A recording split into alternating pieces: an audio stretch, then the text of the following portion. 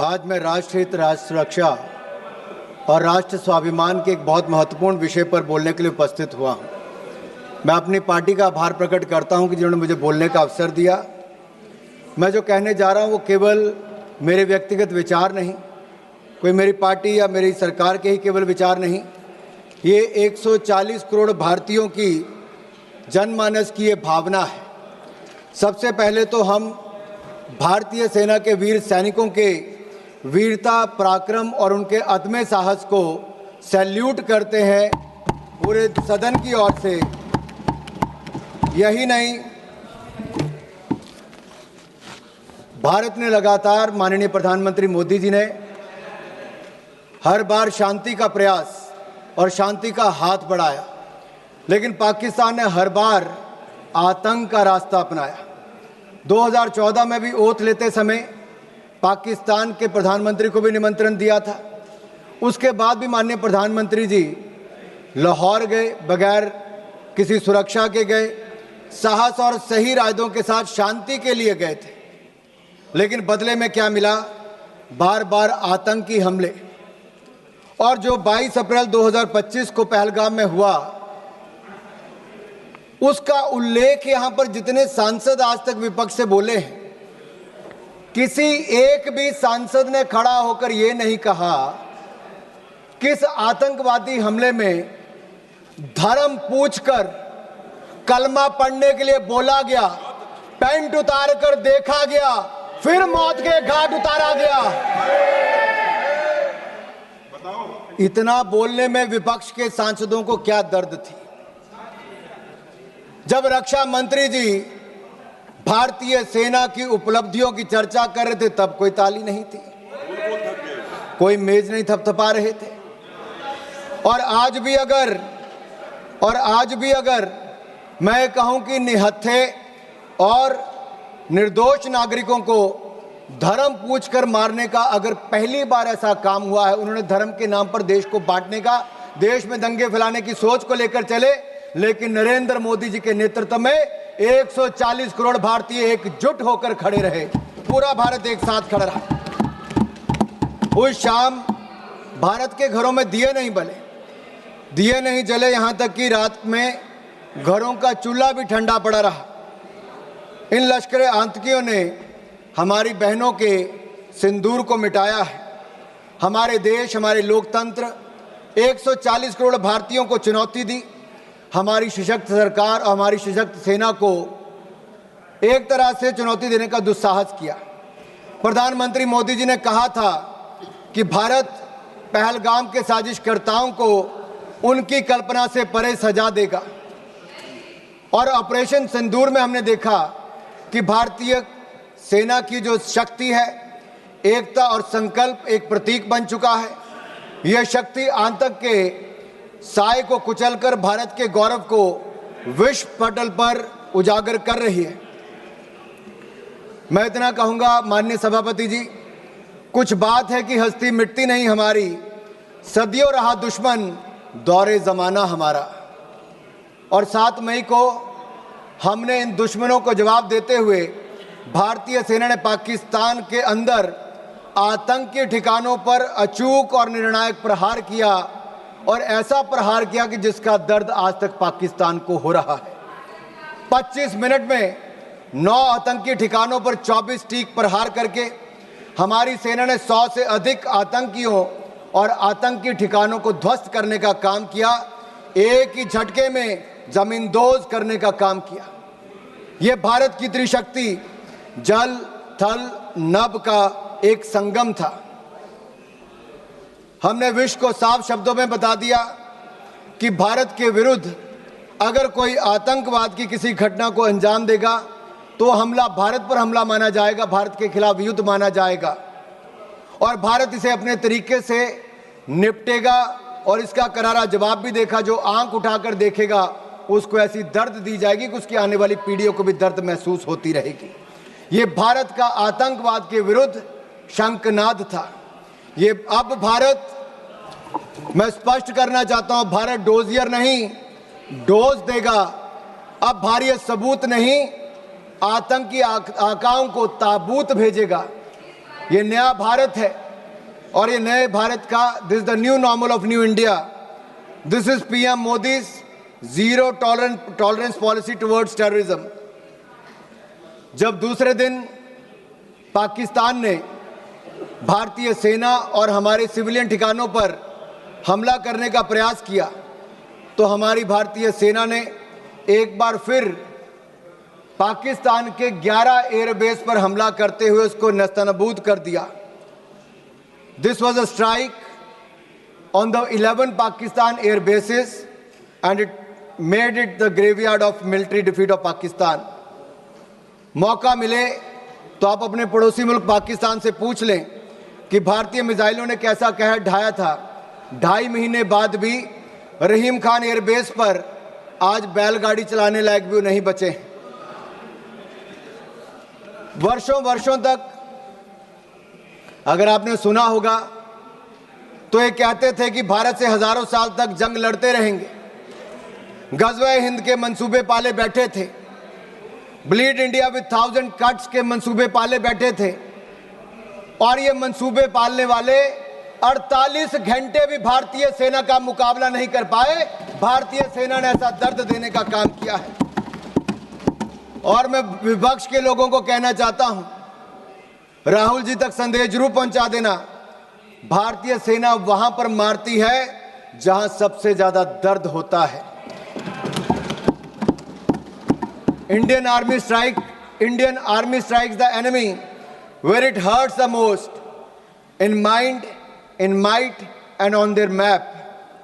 उधर पाकिस्तान के जर्नल जिहादी बंकर में छिप गए थे, यहां तक कह दिया था कि पाकिस्तान में भूकंप आ गया है। अगर शक हो तो अपने प्रिय पाकिस्तान से पूछ कर देख लेना, जिसके कसीदे आप दिन रात पढ़ते रहते हो। और मुझ पर विश्वास नहीं तो जाकर उनके उप प्रधानमंत्री इशाक डार ने क्या बोला उसका मैं कोट यहां पर करना चाहता हूं। भारत की सेना हमें मार रही थी, हम बेबस थे, हमारे सामने सीज फायर का भीख मांगने के अलावा और कोई चारा नहीं था। आई अन कोट, ये किसी और ने नहीं, पाकिस्तान के उप प्रधानमंत्री का कोट है। We launched precision missile attacks on their safe houses, bunkers and training camps। They targeted our tourists, but we attacked terrorists। We didn't strike civilians, we strike the very heart of terror military nexus। We did not escalate, we have neutralized with precision, purpose and power। This is not a reaction, this is the doctrine and this is the new normal। मैं इतना ही कहूंगा, भारत की प्रधानमंत्री मोदी जी की ये zero tolerance policy towards terrorism आज पूरी दुनिया भर के लिए कड़ा संदेश है। इस भारतीय सेना के हमलों में लश्कर तैयबा हो, जैश ए मोहम्मद हो, हिजबुल मुजाहिदीन हो, इनके ट्रेनिंग सेंटर पर कड़ा प्रहार किया गया। यहाँ तक कि पाकिस्तान की जो हवाई सुरक्षा है, लाहौर, पसरूर, चुनिया, अफरीवाला के HQM missile service radar station नष्ट कर दिए गए। वायुसेना अड्डे चकलाला में हो, सरगोदा, रहीम यार खान, कराची, भोलाई वायुसेना अड्डों को नुकसान किया गया। लड़ाकू और अवकाश विमान नष्ट कर दिए गए। C2 प्रणाली को नुकसान किया गया। वायु रक्षा समन्वय को पंगु बनाया गया। 9 आतंकी, जिसमें जैश ए मोहम्मद से लेकर लश्कर के ठिकानों को तबाह किया गया। हमने 26/11 के हमले में जो कांग्रेस इंतजार करती रही कि शायद दुनिया की कोई और ताकत आपको परमिशन देगी, we will not wait for the permission, we will strike with precision. हमने किसी का इंतजार नहीं किया, हमने आतंकवादियों को उनके घर में घुसकर मारा है, चाहे वो एयर स्ट्राइक की बात हो, सर्जिकल स्ट्राइक की बात हो या ऑपरेशन सिंदूर की बात हो। यही नहीं, इन अटैक्स में हमने पाकिस्तान एयरफोर्स का लगभग 20% इंफ्रास्ट्रक्चर ध्वस्त कर दिया है। 11 एयरफोर्स को हमने मात्र 3 घंटे में नेस्तनाबूद कर दिया। पहली बार है कि दुनिया के किसी न्यूक्लियर कंट्री के एयरफोर्स के कैंप्स को नष्ट करने का काम किया तो भारतीय सेना ने वो भी करके दिखाया है। यही नहीं, 26/11 के हमले में जिस स्थान से उन आतंकवादियों को ट्रेनिंग दी जाती थी, उन आतंकवादी ठिकानों को भी हमने ध्वस्त किया, मोस्ट वांटेड टेररिस्ट को भी हमने मारा और उनके आकाओं को भी मौत के घाट उतारने का काम किया तो भारतीय सेना ने किया। केवल आतंकियों को ही नहीं, पाक भोलारी एयरबेस में 50 से ज्यादा लोग मारे गए, जिसमें पाकिस्तान स्क्वाड्रन लीडर उस्मान यूसुफ को भी और 4 एयरमैन को भी मौत के घाट उतारने का काम भारतीय सेना ने किया। यही नहीं, आपने तो उदार दिल दिखाकर इंडस वाटर ट्रीटी कर ली थी, जो पाकिस्तान के 4 लाख एकड़ जमीन को सींचता है। भारत का 80% पानी वहां पर चला जाता है। 23 करोड़ पाकिस्तानियों को पानी के पीने की व्यवस्था वहां से मिलती है। लेकिन मोदी जी ने कहा कि water and blood can't flow together, terror and talk can't go together, और हमने इंडस वाटर ट्रीटी को सस्पेंड कर दिया है। जो आप इतने सालों तक नहीं कर पाए, वो नरेंद्र मोदी की सरकार ने, नरेंद्र मोदी जी ने करके दिखाया है। यही नहीं, ऑपरेशन सिंदूर में विश्व ने भारतीय सेना का शौर्य देखा और हथियारों की मारक क्षमता को भी देखा है। Made in India weapons have won battlefield validation and India has displayed its cutting edge defence technology to the world. हमारी मारक क्षमता और टेक्नोलॉजिकल सुपीरियरिटी ने पाकिस्तान और चीन सहित अन्य देशों को, आप में से कुछ विपक्ष के सांसदों ने कहा कि दूसरी तरफ चीन भी था, टर्की भी था, पाकिस्तान भी था।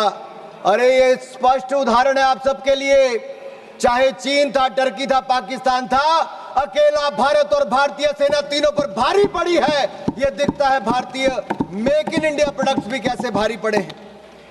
और यही नहीं, मैं आज कहूंगा कि India's operation during operation Sindoor reflects 21st century evolution of aerial decoys and psychological dominance.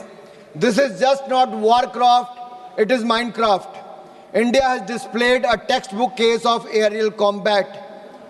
इस कार्रवाई को सैन्य इतिहास में टेक्स्ट बुक प्रिसिशन वॉरफेयर कह रही है। थाईलैंड एयरफोर्स यूनिवर्सिटी इसे सैन्य रणनीति की टेक्स्ट बुक में शामिल करने की बात कह रही है। दुनिया इसे text book counter terrorism doctrine के रूप में देख रही है। और एक ऑपरेशन सिंदूर से आज दुनिया भर में पता चल गया कि भारत की ताकत क्या है और जो आज के वॉरफेयर में भारत की नई टेक्नोलॉजी ने कैसे काम किया है। आप पूछ रहे थे पिछले 10 सालों में क्या हुआ। दीपेंद्र हुड्डा जी कह रहे थे कि भारतीय सेना के बजट को क्या हुआ डिफेंस के। माननीय निर्मला सीतारमण जी यहाँ पर है, रक्षा मंत्री जी हैं, पूर्व रक्षा मंत्री भी हैं, आज वित्त मंत्री हैं, राजनाथ जी हैं, रक्षा मंत्री हैं।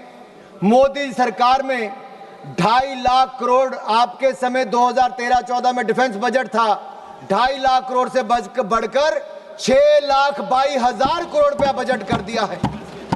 अरे आप 6,81,000 करोड़ रुपया बजट कर दिया है, दुगने से ज्यादा कर दिया, 3 गुना कर दिया है। और आप अपने गिरेबान में झांक कर देखिए, 10 साल आपने सेना को बुलेट प्रूफ जैकेट तक नहीं दी। नरेंद्र मोदी जी की सरकार में मात्र 3 सालों में 2 lakh bullet proof jacket make in India बनाकर हमने दी है। आपने 10 सालों में नहीं, 30 सालों में आपने 1 रैंक 1 पेंशन नहीं दिया। नरेंद्र मोदी जी की सरकार ने 1 रैंक पेंशन की मांग को भी पूरा किया है। और यही नहीं, मैं आपको बताना चाहता हूं, अटल जी की सरकार में देखिए, आपके समय 48 में, 62 में, 65 में, 71 की लड़ाइयां हुई, लेकिन सेना के जवानों का पार्थिव शरीर उनके घरों तक नहीं जाता था।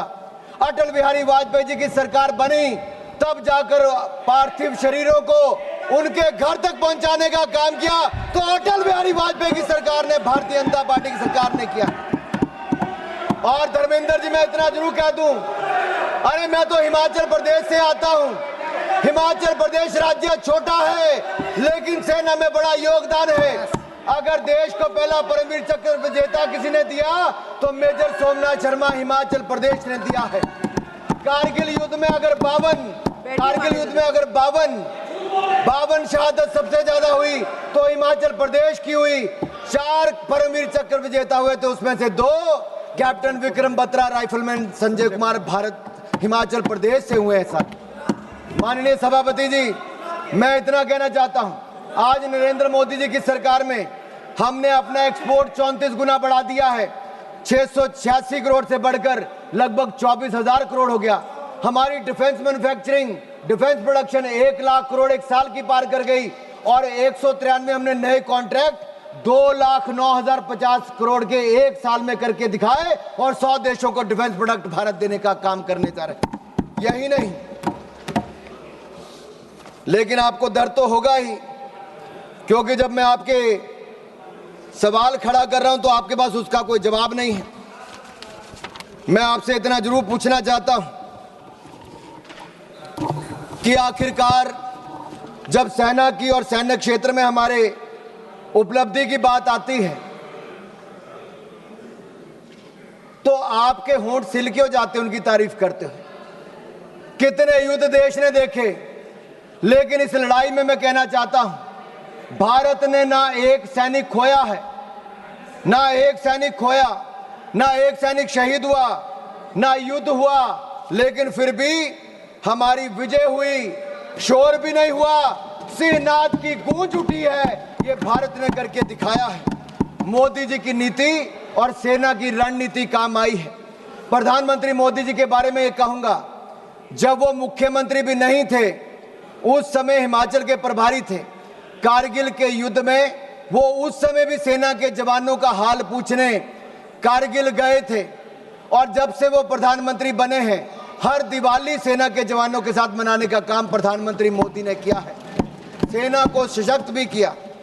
और मैं एक बात कहूंगा, एक और भारत की सेना पाकिस्तान को कड़ा जवाब दे रही थी, लेकिन दूसरी ओर आप लोग क्या कर रहे थे?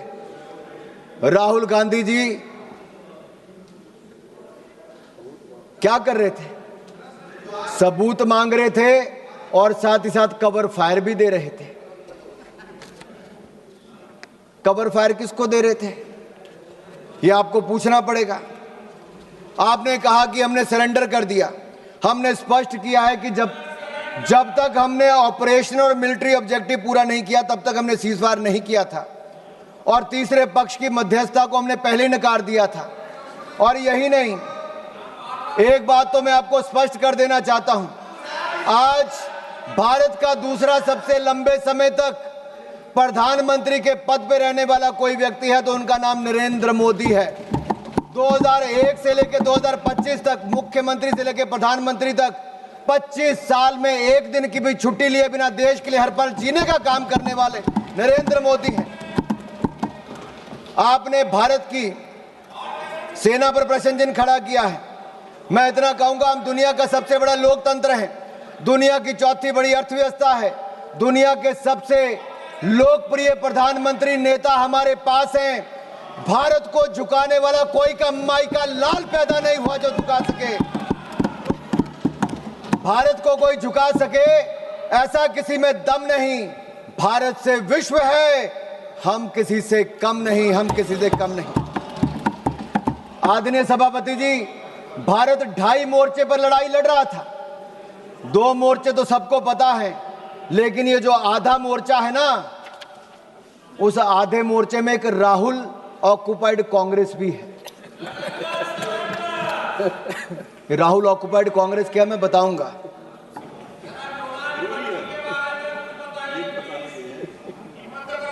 आप पिछले 2.5 महीनों में सोशल मीडिया में देखिए, बड़े संयोजित तरीके से राहुल ऑक्युपाइड कांग्रेस ने भारतीय सेना, भारत के प्रधानमंत्री के खिलाफ घृणा से भरे अपमानजनक कार्टून बनाए। इसी कांग्रेस पार्टी ने, राहुल ऑक्युपाइड कांग्रेस ने आर्मी चीफ को सड़क का गुंडा कहने का काम किया।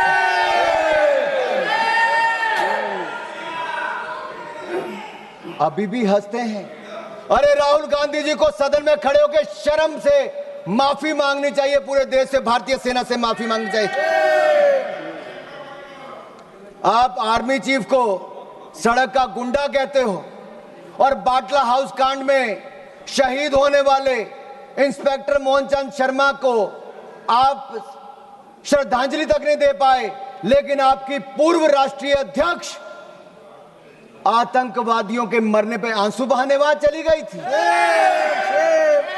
यह कांग्रेस है जो भारतीय सेना के साथ नहीं, उसके खिलाफ हथियार उठाने वाले आतंकवादियों के लिए आंसू बहाती है। देश ने आपका असली चेहरा देखा है। इससे बड़ा पाप और क्या हो सकता है कि आपने भारत को अपमानित और पराजित करने वाले राष्ट्र साबित करने में कोई कसर नहीं छोड़ी। आपने देश की जनता का मनोबल तोड़ने का कार्य किया, कोई कोर कसर आपने बाकी नहीं छोड़ी। और सुनिए मणिकम टैगोर जी, इतिहास नरेंद्र मोदी जी को उनके धैर्य और धीरता के लिए याद रखेगा, और राहुल ऑक्युपाइड कांग्रेस को उनके धोखे और धूर्तता के लिए धिक्कारेगा, धोखे और धूर्तता के लिए धिक्कारेगा।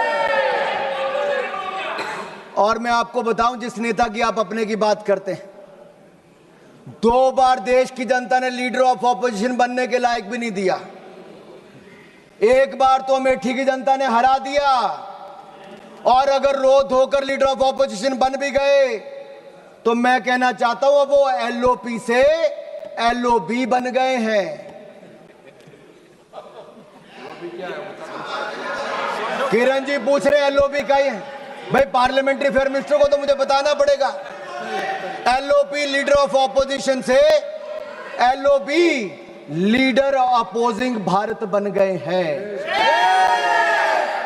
उनके एजेंडे पे केवल भारत का विरोध है, भारतीय सेना का विरोध है, और भारत के प्रधानमंत्री का विरोध करना ही लिखा है।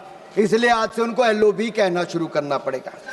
और मैं एक बात जरूर कहूं, पता नहीं वो कांग्रेस के पोस्टर बॉय बन पाए ना बन पाए, लेकिन पाकिस्तान के प्रोपेगेंडा के पोस्टर बॉय राहुल गांधी बन गए हैं।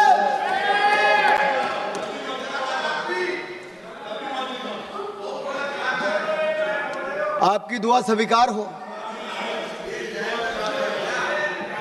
अब माननीय सभापति जी, आज सदन ने ऑपरेशन सिंदूर पर चर्चा करनी थी, लेकिन कांग्रेस के नेताओं में होड़ लगी थी कि कौन पाकिस्तान का सबसे सगा, सबसे प्रिय उभर कर सामने आए। और एक पूर्व गृह मंत्री ने जो कल इंटरव्यू दिया, उस इंटरव्यू में साफ देखने को मिलता है, वो कहते अगर पाकिस्तान का हाथ इसमें नहीं दिखता है तो आप कैसे कहते हो कि पाकिस्तान से टेररिस्ट आए थे। ये लोग कभी हिंदू आतंकवाद कहते हैं, कभी पाकिस्तान को बचाने के लिए आते हैं। कांग्रेस पार्टी में पाकिस्तान के इतने बड़े बड़े एडवोकेट आज हैं कि पाकिस्तान अपनी पैरवी बाद में करता है, कांग्रेस के नेता उनकी पैरवी करने के लिए पहले खड़े हो जाते हैं। और मैं इतना जरूर कहूंगा, पाकिस्तान सेना और पाकिस्तान सरकार लश्करे राहुल के बयानों को अपने पक्ष में इस्तेमाल कर रही है। पाकिस्तान सेना और पाकिस्तान सरकार लश्करे राहुल के बयानों को अपने पक्ष में इस्तेमाल कर रही है। और यही नहीं, पाकिस्तान सेना के प्रोपेगेंडा वीडियो में कांग्रेस पार्टी के राष्ट्रीय अध्यक्ष उनके बयान को लेकर पूरी दुनिया भर में दिखाया जा रहा है। मुझे पहले लगता था इनको दिक्कत मोदी जी से है, लेकिन अब मुझे पूर्ण विश्वास है इनकी दिक्कत मातृभूमि से भी है। और कहने को तो आईएनसी है, लेकिन आईएनसी अब इनके बयानों और इनके तरीकों से यही लगता है ये अब कहीं इस्लामाबाद नेशनल कांग्रेस बन गई है। क्योंकि पाकिस्तान द्वारा फैलाए गए झूठे नैरेटिव और आड़ के पीछे आप रुक रहे हैं। कांग्रेस आइडिया ऑफ डिप्लोमेसी यही रहा, माननीय सभापति जी। और मैं जो कह रहा हूं मैं उसको ऑथेंटिकेट करने के लिए तैयार हूं। कांग्रेस आइडिया ऑफ डिप्लोमेसी क्या था? इनका केवल डोजियर तैयार करने का था, डिनर खिलाने का था, डिसीजन करने का नहीं था। नहीं तो 26/11 के हमले के बाद ये लोग 26/11 हमले के बाद ये शायद कुछ कार्रवाई करते, उन्होंने कुछ नहीं किया। ये पाकिस्तान को उनकी भाषा में जवाब देते, लेकिन नहीं दिया। राहुल गांधी जी क्या करते रहे, मैं आपसे पूछना चाहता हूं। मैं पूछता हूं आपसे, पूरे ऑपरेशन सिंदूर में श्रीमान राहुल गांधी जी का सबसे ज्यादा रुचि ये जानने में थी कि भारत के कितने विमान मार गिराए। उनका एक बयान भी ऐसा नहीं है जहां उन्होंने जानने की कभी कोशिश की हो कि हमारी सेना ने, हमारी वायुसेना ने पाकिस्तान में कितनी तबाही मचाई है, पाकिस्तान के कितने आतंकवादियों को मार दिया है, पाकिस्तान के कितने आतंकवादी ठिकानों को तबाह किया है, उनके कितने डिफेंस सिस्टम को खत्म किया है, उनके कितने एयरबेस उड़ाए हैं, पाकिस्तान को कितनी हानि पहुंचाई है। इसमें राहुल जी का कोई इंटरेस्ट नहीं था, मात्र इंटरेस्ट था भारत के कितने विमान गिराए गए। आखिर ये जानकारी वो किससे साझा करना चाहते थे?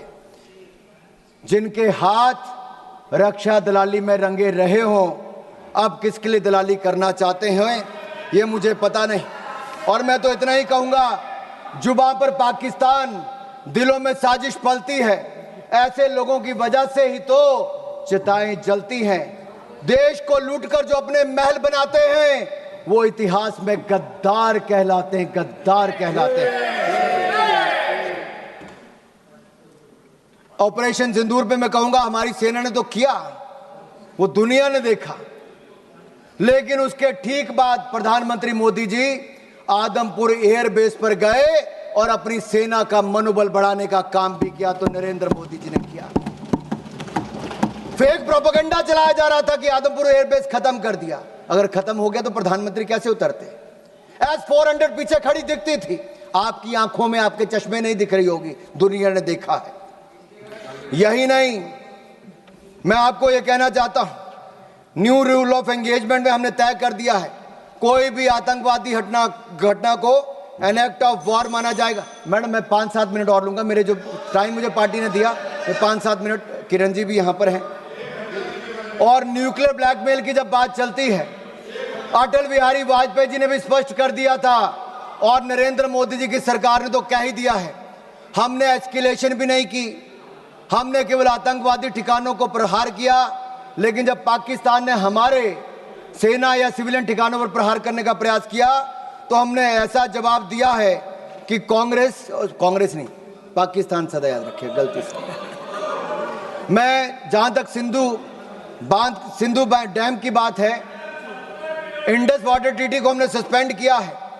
आपके कुछ नेताओं ने कहा, जो आपकी गठबंधन में सरकार में थे, उन्हें कहा पानी दे देना चाहिए पाकिस्तान को।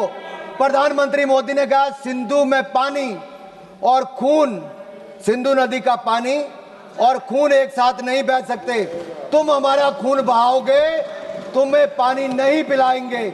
मैं इतना जरूर कहूंगा, पाकिस्तान चाहे जितना मर्जी सिर पटक ले, नाक रगड़ ले, सिंधु डैम के गेट नहीं खुलेंगे, नहीं खुलेंगे।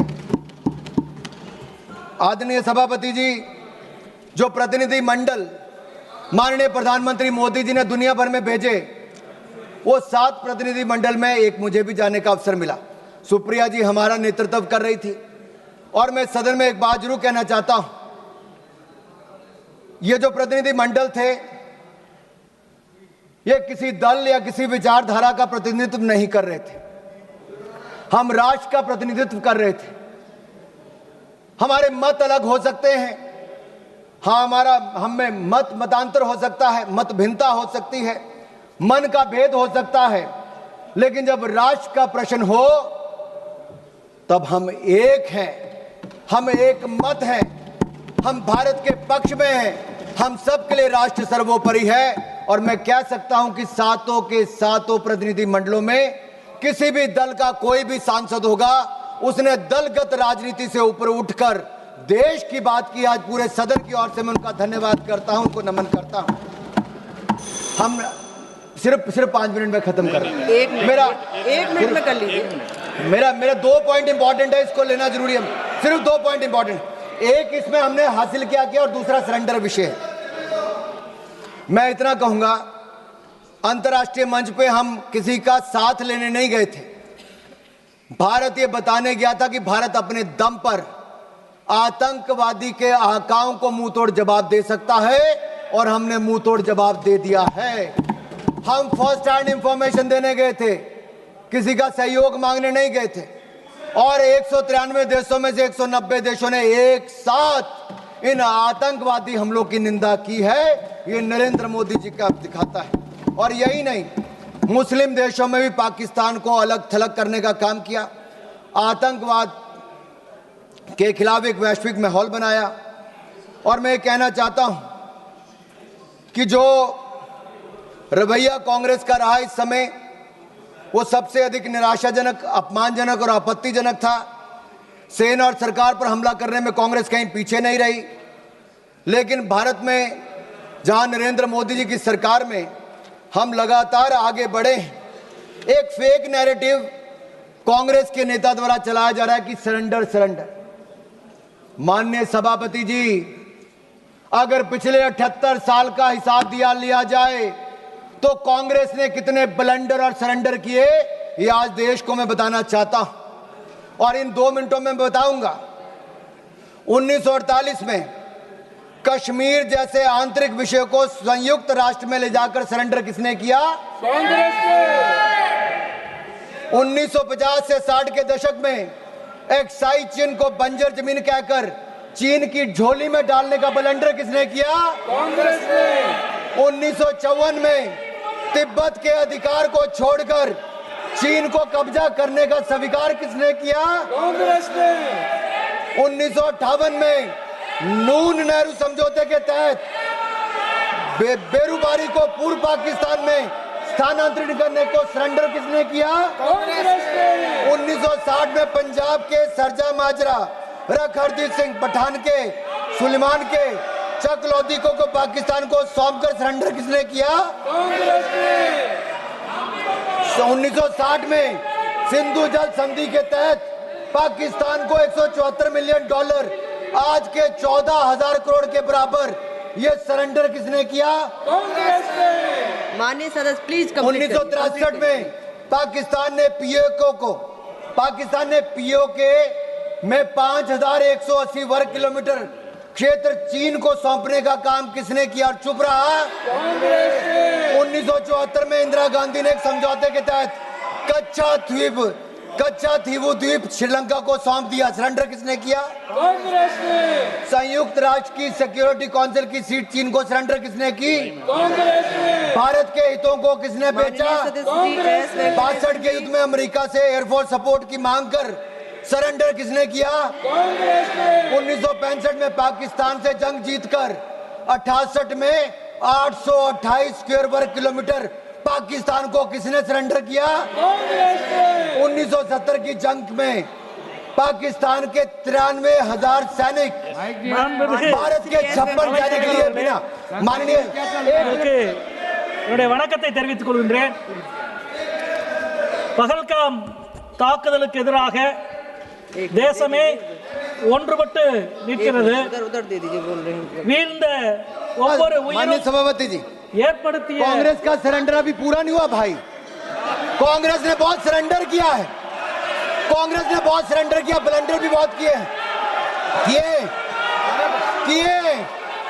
93,000 सैनिकों को, पाकिस्तान के 93,000 सैनिकों को भारतीय सेना ने नील डाउन करवाया था, मुर्गा बनाया था, लेकिन इंदिरा गांधी ने सरेंडर किया।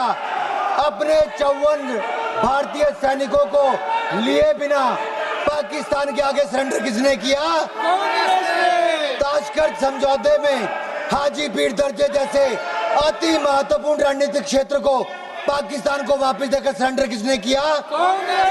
पाकिस्तान को न्यूक्लियर टेक्नोलॉजी ऑफर कर दुश्मन से हाथ मिलाने का सरेंडर किसने किया?